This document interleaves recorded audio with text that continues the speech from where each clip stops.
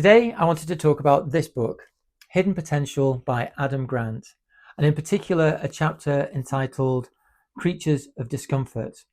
Because what Grant talked about in that chapter is the important role that discomfort plays as part of the process of change and development. And he also talked about three particular types of courage that are required to become a creature of discomfort.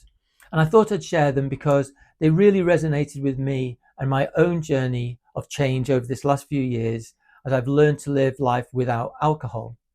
So the first type of courage that Grant talks about is the ability to put to one side our tried and trusted methods. And so for me, my tried and trusted method was alcohol. That's the way I learned to deal with any sort of difficult emotion. And it worked for me for a while until it didn't work. And so having the courage to put that tried and trusted method to one side, even though I didn't know what the future would hold, was a really important step. It was difficult, but without taking that step, I would never have found a path or an alternative way of living. The second type of courage he talks about is the ability to jump in the ring before we're ready. And actually, if truth be told, what Grant talks about is no one's ever really ready for change. It's only when the pain of the current situation is greater than the fear of change that actually things start to move. But for me, I wish I'd actually had that courage because I always found another excuse to have another drink. There was always another party to go to or another client meeting to attend. And if I'd had the bravery to jump in the ring before I felt ready, then I would have saved myself and a lot of other people a lot of pain and heartache. And then the third type of courage he talks about is the willingness to make more mistakes than other people are willing to attempt. And that was certainly my experience. So I've not had a drink now for over 5.5 years.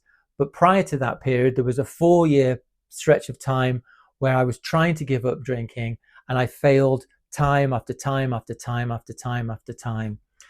I tried lots of different methods and techniques and therapies, and all of them failed, and it was a very painful process. But what I didn't do is I didn't give up. I knew I wanted to beat my addiction, and I knew I wanted to find a way of living life happily without alcohol.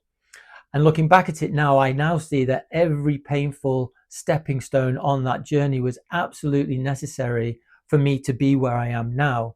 So the pain of giving up my tried and trusted methods, the pain of moving before I was ready, even though I left it quite late, and actually the pain of failing and failing and failing again were absolutely necessary for me to be where I am now.